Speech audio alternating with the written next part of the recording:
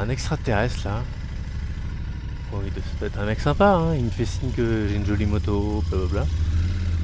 Bon, le mec il porte un masque. On est en mai 2024. Déjà que porter des masques, ça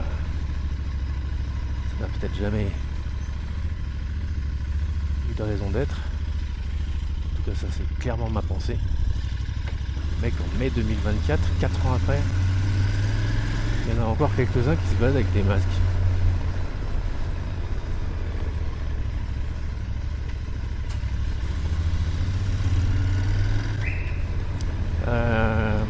Qu'est-ce qu'il me dit lui? Il veut pas que j'aille dans la direction où je vais. Donc GPS. 50 mètres. Là. Et si tu m'envoies dans le centre, bro, ça va être le bordel, quoi. J'ai pas envie, moi, d'aller dans le... Donc, on en est où aujourd'hui?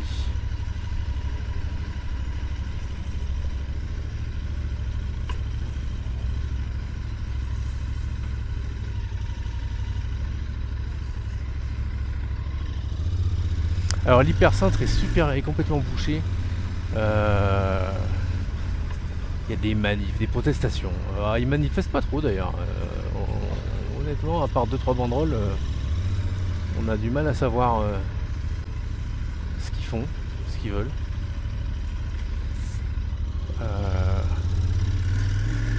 Donc ils ont envahi le centre. Alors en fait, ils viennent et je pense qu'il y a plein de gens qui viennent des villages alentours d'un peu plus loin et en fait entre guillemets ils plantent leur tente. Ils plantent pas parce que c'est difficile de planter sur le bitume, mais il y a des tentes partout dans le centre, dans l'hypercentre, et en fait ils font un squat. Alors, je sais pas combien de temps ça va durer, ça peut peut-être durer des semaines.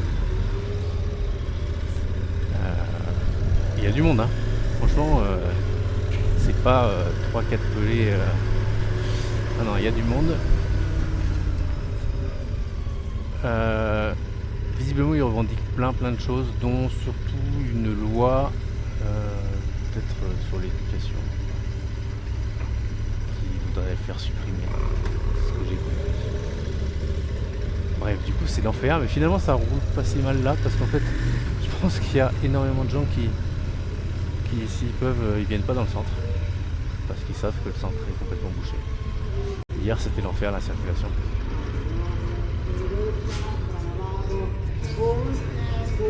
Voilà.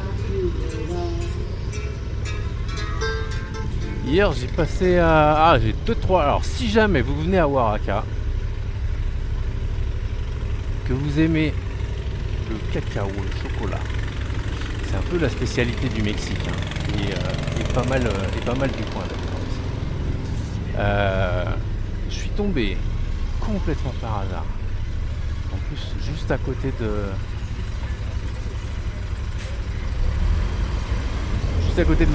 là où ma guest house, je suis passé devant plusieurs fois en fait, sans le voir. Et puis au dernier passage, la dernière fois que je suis passé, j'aurais pas dû passer là, c'était pas moi. Ouais, la dernière fois que je suis passé devant le truc, en fait, je me suis rendu compte que j'avais l'impression qu'ils vendaient des glaces au chocolat. J'ai compris qu'il y avait un peu d'histoire de cacao. Je dis vas-y, je rentre. J'avais envie de chocolat. J'avais une envie de chocolat. Donc, je me rentre un peu vite fait, mais je jette un œil vite fait. Et puis là, il y a le patron qui vient me voir, super sympa, et qui me montre des cacaos et machin pour faire du cacao, bon, au lait ou à l'eau, bref, des trucs en poudre. Donc là je lui dis non, moi je cherche du chocolat, une tablette de chocolat, tu vois, du chocolat en barre. Donc il me dit ouais bon, il vient voir machin, et il me propose de déguster. Alors je lui ai déjà dit, je crois, je regarde mon GPS. Je suis en ce moment au régime cétogène super strict. C'est-à-dire qu'en fait j'essaye d'être quasi zéro sucre, quoi. Enfin, voire zéro sucre. Donc le chocolat, je peux me permettre un peu de chocolat, mais du genre normalement plutôt du 90% cacao. Et puis, je sais pas, a priori, je suis pas supposé me taper une tablette entière, quoi. Un carreau ou deux, comme ça. J'avoue que des fois, je peux avoir des petites addictions pour le sucre. J'avais des petites addictions pour le sucré, donc des fois c'est dur. Mais... Bref, du coup, je lui explique au gars, je lui dis non, moi je cherche du... Je lui explique ce dont j'ai besoin, quoi. Un truc pas trop de sucre. Voilà. Bon, il me fait goûter le seul truc qu'il avait. Enfin, il avait deux trucs en fait. Il me fait goûter un chocolat à 70%. 70%, c'est probablement un peu trop sucré, mais super bon. Très bon. Et je lui explique, et puis il me fait goûter un truc 95% de cacao. Et là, très amer. Ça me plaît moins, quoi. Je dis, t'as pas un truc un peu entre les deux? Et en fait, il avait plus, parce qu'en fait, ils fabriquent un peu à la demande. Alors, ils ont du cacao, du machin, mais le chocolat, ils avaient plus grand chose. Il avait que du 60%. Mais il me dit, je peux te faire pour demain. Dis-moi ce que tu veux, demain, tu reviens demain et je te donne demain. Et là, je lui explique. Et là, je dis non, mais je peux pas, je pars demain. Parce que, voilà, je pars demain matin. Et il me dit, ouais, mais tu pars à quelle heure? Genre, je peux peut-être trouver une solution, te le faire vite.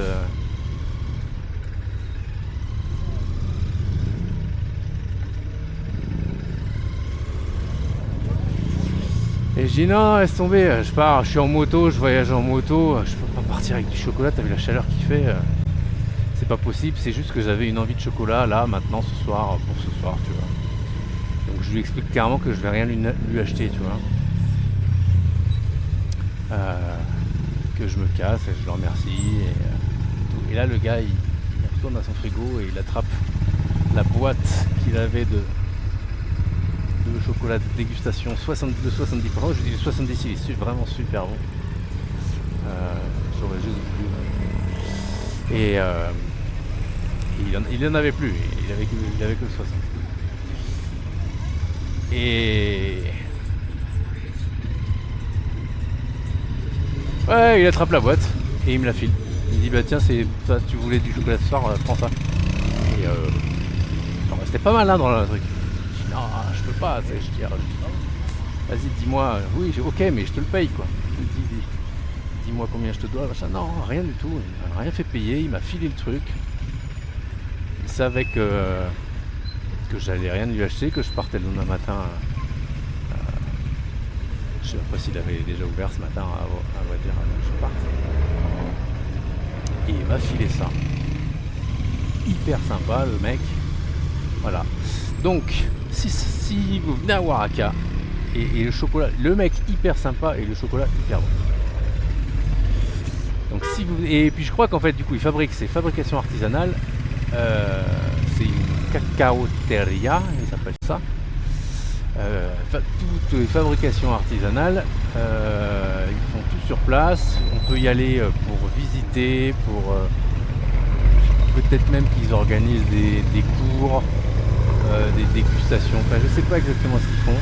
Ça s'appelle Capaga, K-A-P-A-G-A, Capaga Cacaoteria artisanale.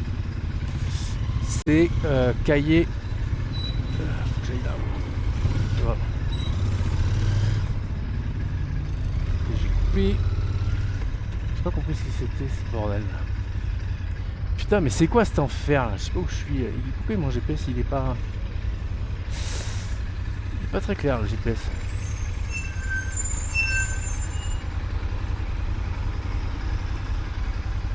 Il me dit de tourner dans 2 km.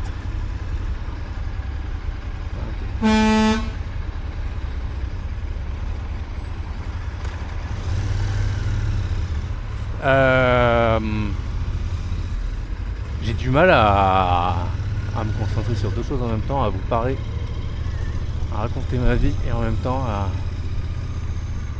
à dealer avec la circulation.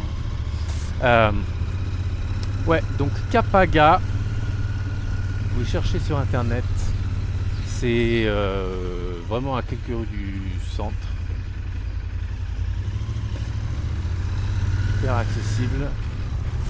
Le patron s'appelle Braulio. C'est un petit jeune, je sais pas quel âge il a. 30 ans, 35 ans. Et voilà, ils font des super trucs. C'est super bon, ils sont super sympas. Et je pense qu'ils méritent largement il est voir. Non. Pour dire merci, moi j'ai laissé un petit avis sur TripAdvisor, Google et Facebook. Tout ce que j'ai trouvé, j'ai laissé un petit commentaire. Franchement voilà, nickel. Puis sinon je suis allé manger au marché, il y a un petit marché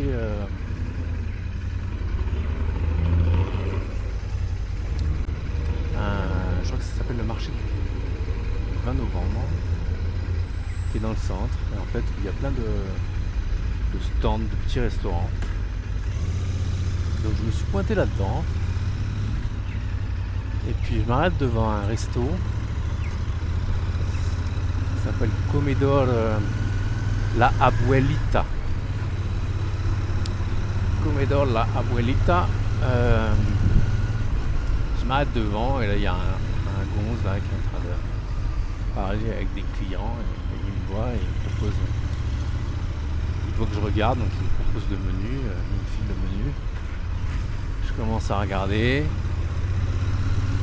Et je commence à aller pour lui poser une question et le gars me dit en espagnol, il me dit mais d'où es-tu? Je dis je suis français.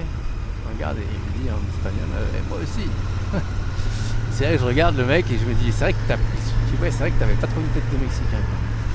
Bref, un mec là qui s'appelle Arnaud, qui vit au Mexique depuis 2 ans et demi, comme moi, à Oaxaca, et en fait il est marié avec la patronne, alors je sais pas exactement comment ça fonctionne, mais on va dire la patronne de ce petit restaurant, qui est donc mexicaine, qui a étudié, elle a étudié en France, elle parle français super bien. Enfin, elle parle français.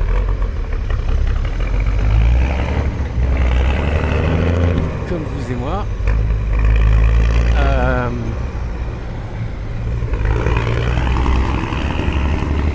Et en fait, elle m'a expliqué que c'était le resto, alors la abuelita, les abuelita, c'est les grands-parents, les ancêtres, et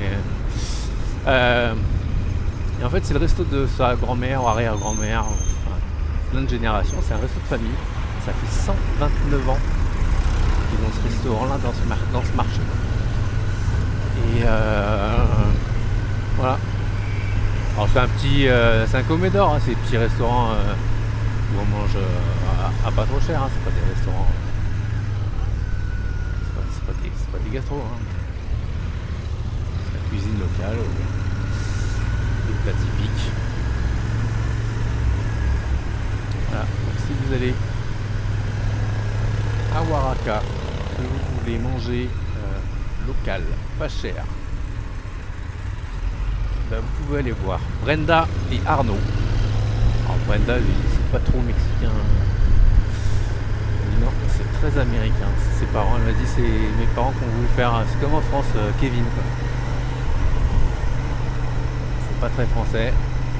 Ben, Brenda, c'est pas très mexicain, mais donc Brenda et Arnaud, super sympa.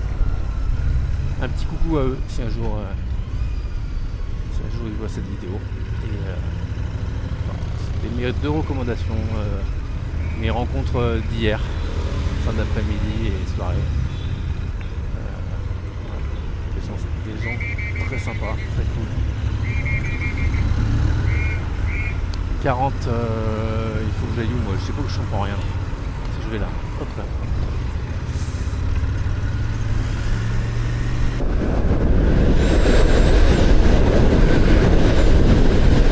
Voilà, donc là on est en train de sortir de Oaxaca.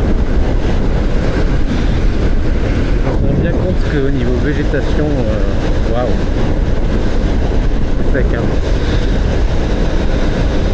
C'est sec.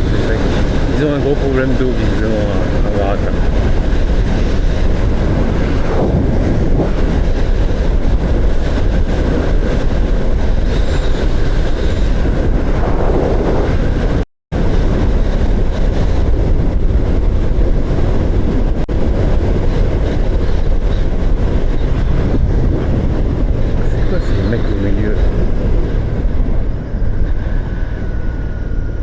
Qu'est-ce qui se passe?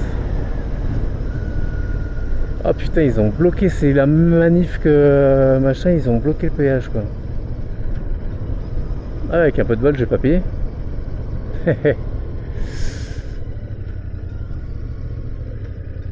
Ouais. ¿Puedo ir? Sí, gracias.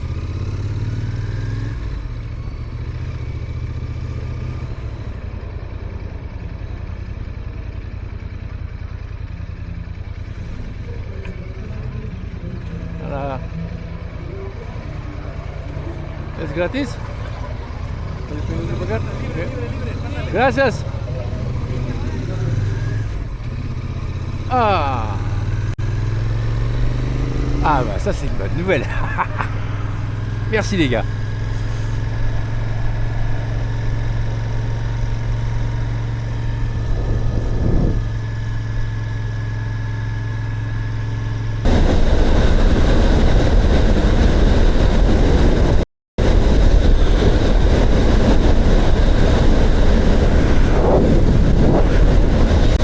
Ça devient un peu vert là, il fait frais. Franchement, c'est frais, c'est hyper agréable. Température idéale. Je sais pas combien il fait, mais là il fait.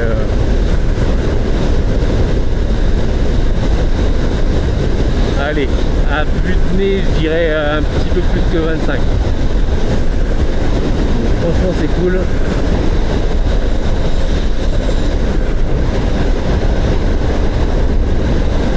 Pas qu'ils se mettent à faire beaucoup moins parce qu'avec vraiment un blouson d'été, les trucs ah s'il fait 20 degrés là, je suis en t-shirt et avec ça je vais avoir froid vraiment. Là je pense qu'il doit faire dans les 25, c'est assez cool. Et c'est étonnant de voir toute cette verdure parce que je suis parti, franchement, c'est pas longtemps que je suis sorti de Oaxaca, il y a 10 minutes c'était encore hyper sec, hyper sec. Il n'y avait rien, il n'y avait pas un arbre. Et là c'est très vert.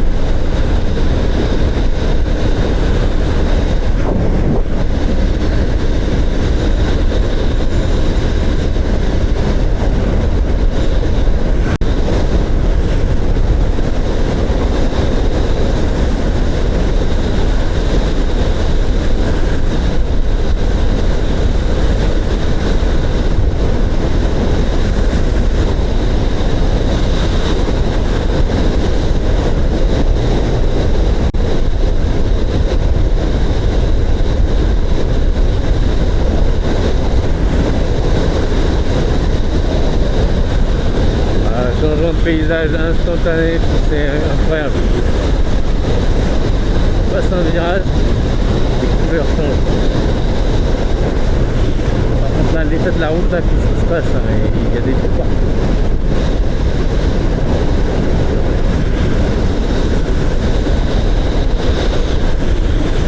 Bon, ça va faire 1h45 que je roule.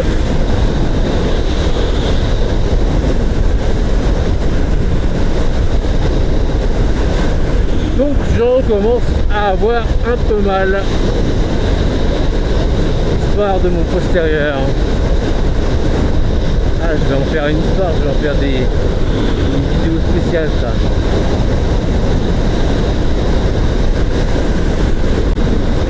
Alors quand je suis allé arriver à Oaxaca, une des premières choses que je suis allé faire, je suis allé acheter un gros tube de crème Nivea.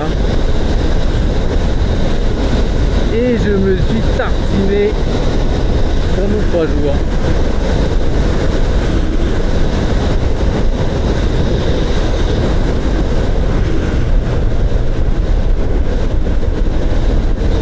Je me suis aussi commandé un caleçon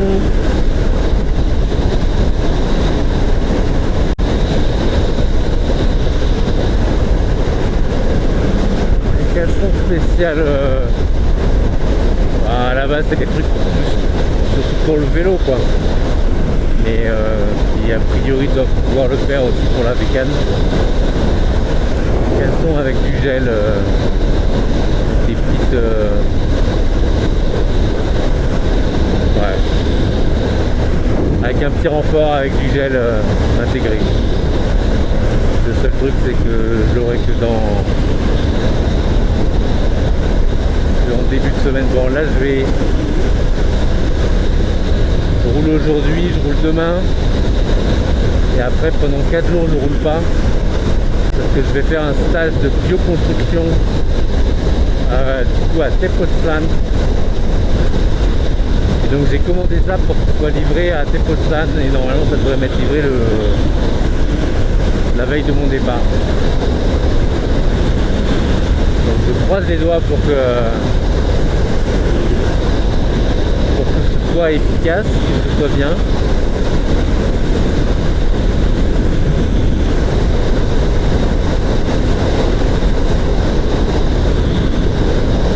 Il fallait vraiment que je trouve une solution parce que je trouve à un moment je peux pas continuer c'est un vrai problème quoi. C'est un vrai problème. C'est vraiment le truc qui à un moment peut vous faire arrêter votre trip quoi. Voilà. Même quand je m'arrête 3 jours sans rouler, ou presque, c'est pas suffisant pour réparer les dégâts de toutes ces heures de route.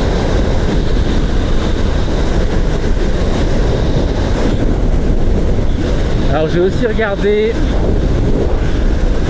parce que Royal Enfield vend une selle confort. Ils appellent la selle Touring.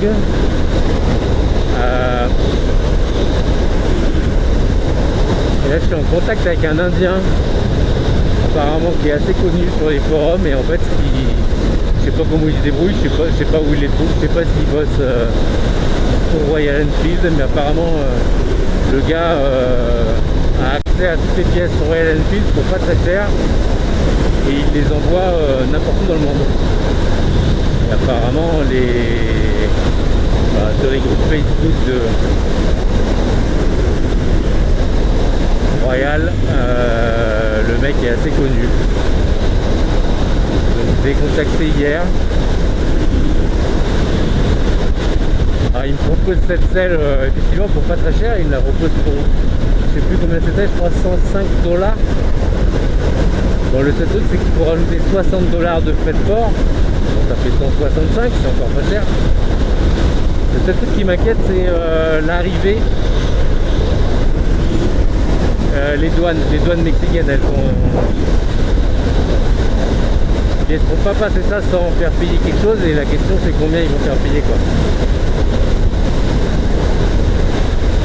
Bon, normalement si c'est je sais pas exactement comment ça se passe les droits de douane. Si c'est une vingtaine de pourcents de TVA, ça va, ça fait la selle à $200 alors que je pense que si je vais chez Royal Enfield c'est le double.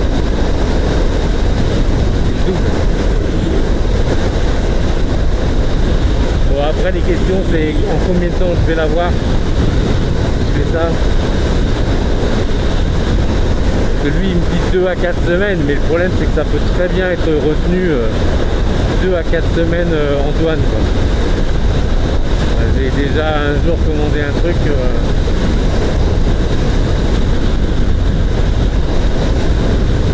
ça a mis des plombes et des plombes et des plombes quoi. Et du coup si j'ai pas de visibilité, ben le problème c'est que je sais pas où je serai dans 2 semaines, je sais pas où je serai dans 4 semaines, je serai pas au même endroit dans 4 semaines et dans 2 semaines, donc c'est là la complexité du truc.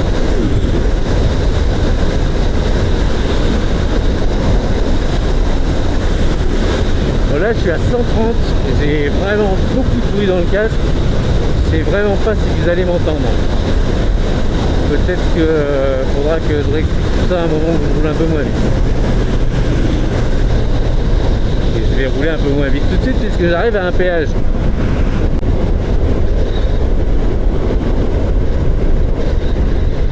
Celui-là je vais devoir le payer je crois.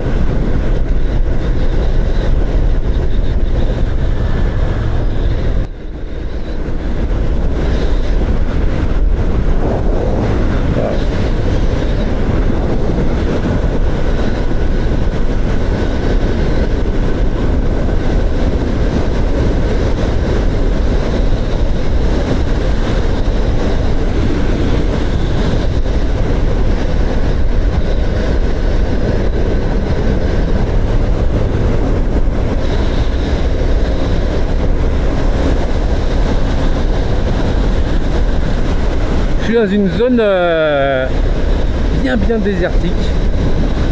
C'est un espèce de canyon. Ce qui est dommage, c'est que j'allais dans le sens de la descente et en fait quand je tournais la tête en arrière et que je regardais, la vue était assez incroyable, mais pas vraiment dans le sens où j'allais, où je vais. Et en même temps il y a une espèce de brume, c'est pas très clair, c'est pas très net.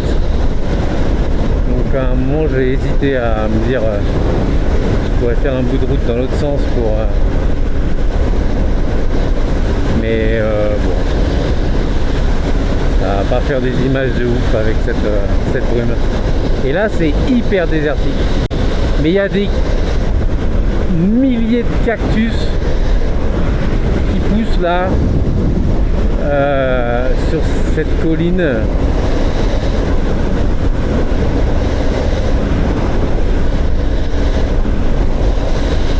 C'est incroyable.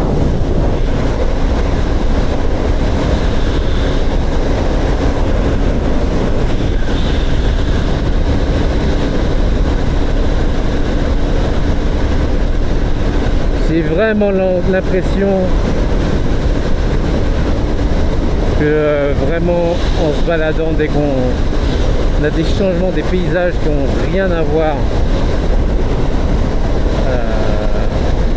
Bon, après le Mexique c'est 4 fois la France, hein.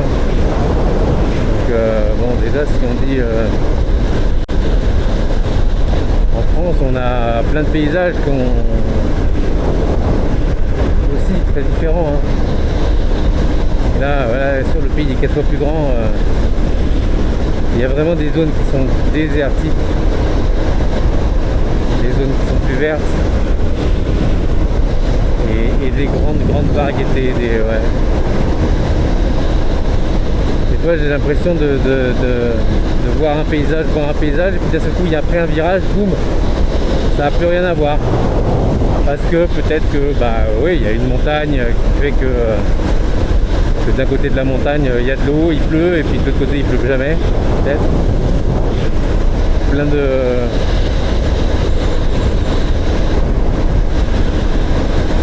C'est assez étonnant, j'ai l'impression d'en prendre plein les yeux, quoi, vraiment.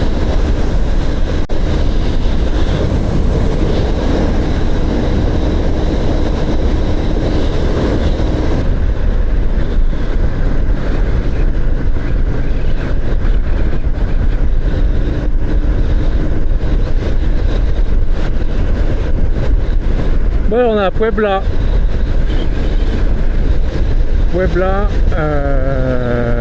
Sur une espèce de périphérique.